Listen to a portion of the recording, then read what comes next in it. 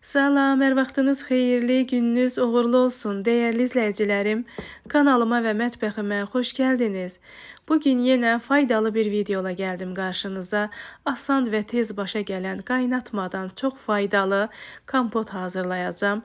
Mövsümü olan yemişanla fexuvanın kompotunu hazırlayacağım. Bunu necə hazırlayacağım? Əgər bu sizə də maraqlıdırsa, buyurun izləyin. Gördüğünüz kimi həm fexuva, həm də yemişan almışam. Çalışın ki, fexuva alarkən, seçərkən yumşağını alın ki, çünki yumşağı həm dadlı olur, həm ətirli olur, həm şirin olur. Kal olanda turşu olur. Bu kompota da turşluq verir. Ona görə də bunun dəymişini alsaz daha yaxşı olur. Nə edirəm? Bunları ilk öncə yuyuram.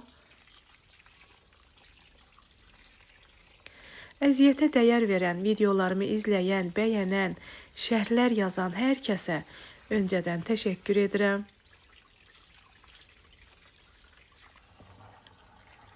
Fexuvanı da, yemişanı da təmiz-təmiz yuyuram. Həm yemişan, həm də fexuvanın nə qədər faydalı olduğunu hər kəs bilir. Bunu dəfələrlə videolarımda danışmışam. Çox faydalıdır. Nə edirəm? 1 litrlik butulkalar götürmüşəm, təmiz-təmiz yuyulub. Bunlara gözə yarı yemişan əlavə edirəm.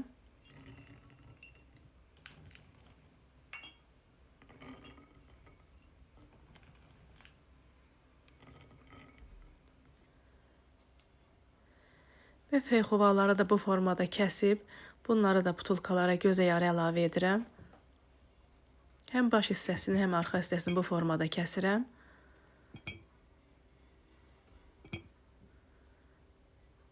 Kompotlar arasında deyərdim ki, sevdiyim bir kompotdur. Həm də çox faydalıdır. Faydalı olduğu üçün bunu hər kəsə məsləhət görürəm. Hal-hazırda bilirsiniz, mövsümüdür, boldur. Hər kəs edə bilər. Hər butulkamıza yarım stəkan şəkər tozu əlavə edirəm. Əgər siz daha da şirin olmasını istəyirsinizsə, o zaman stəkanı tam doldurub əlavə edə bilərsiniz. Üzərinə qaynanmış su əlavə edirəm. Həmişəki kimi bilirsiniz, kompotları qaynatmadan hazırlayıram. Belə daha asan, rahatdır.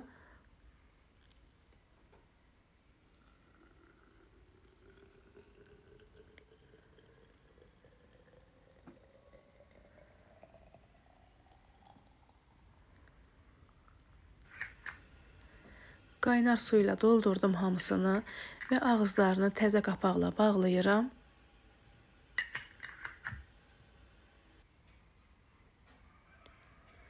Dediyim kimi asan və tez başa gələn kompotdur. Gördüyünüz kimi artıq kompotumuz hazırdır.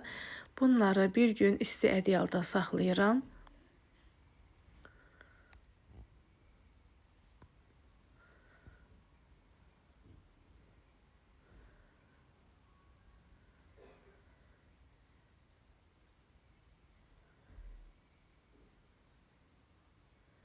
Hələ ki görürsünüz, rəngi çıxmayıb. Bunları isti ədyalda saxlayandan sonra rəngi də çıxacaq.